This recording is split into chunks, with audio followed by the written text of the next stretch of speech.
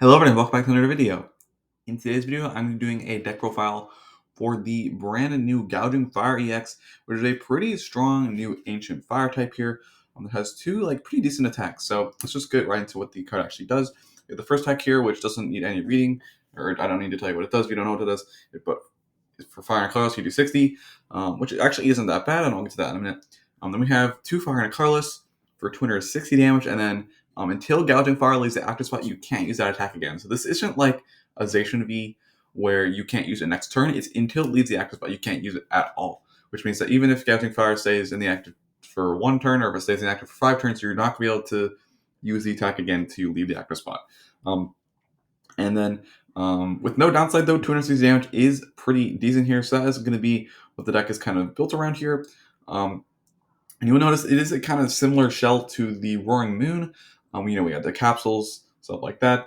And then instead of our engine being a Pokestop build, instead we were playing a 2-Tuba barrel line because instead of playing Pokestops, we have to play Magma Basin in order to power up our Gouging Fire. So alongside the Magma Basin to power up our Gouging Fire, we also, of course, get Sada because it's an ancient Pokemon, which is pretty good.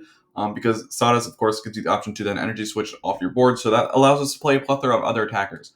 We play Delphox V for a little bit of sniping with Magical Fire, 120 to the active, and 120 damage to one of your opponent's bench Pokemon, and then put 2 energy in the Lost Zone.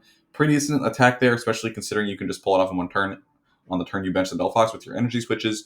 You can bench the Delphox, attach the turn, Magma Basin, energy switch, and then you have yourself a Magical Fire, which is pretty decent. I also have 2 different Moltres. The first Moltres from Brilliant Stars for 1 fire energy does 20 damage, and then if it has any damage counters on it, you do 70 more damage. So this has pretty obvious synergy with Magma Basin. Just Magma Basin 1 energy on the Moltres, and then put it up swing for 90, which is pretty decent. Knocks out Comfey, stabilize a lot of these smaller Pokemon evolutions, like Charmander, Rowlet, Curly, stuff like that. Really decent attack there, and it can be useful for getting off an attack, except that isn't our Gouging Fire's attack. And we have our Moltres here, which is another one. This one's from 151, which has the Flare Float ability. They said that this Pokemon has any fire energy attached to it. It has no retreat cost. So this is kind of like this deck's Morpeko, because Roaring Moon has Morpeko, which if it has no energy attached to it, it has free retreat. This one is kind of the opposite. If it has energy attached to it, it has free retreat. But the attack here is also pretty decent. Discard 2 fire energy from this Pokemon, and does 120 damage snipe to one of your opponent's bench Pokemon, which also is very similar to Delphox. However, this is worth 1 prize card, and the energies do just get discarded. Apologies. Instead of going to Lost Zone, which allows you to then Magma Base on the back, Sadas, etc. Now, the Radiant slot in this deck is really interesting. I'm just going to play Greninja right now, but there's actually 3 Radiants you can play. You can either play Greninja, Sneasler, or Radiant Charizard. And both have their merits and both have their downsides. I think I'm going with Greninja here just because consistency is kind of king overall, and if your deck sets up, it's probably going to just be doing better if you have a little more damage from Sneasler or a big attack from Charizard. But the reason Sneasler could be good is because we have Bonnet here, which has the Toxic Power ability that if it has a booster energy on it, you can make both active Pokemon poisoned, which with Sneasler allows the Gouging Fire to reach to 290, which is a pretty good number. So that's kind of the reasoning for playing the Sneasler, and then the Charizard, obviously, just a super powerful, big blow-up attack with 250 for 1 energy at the end of the game, which also could be worth it.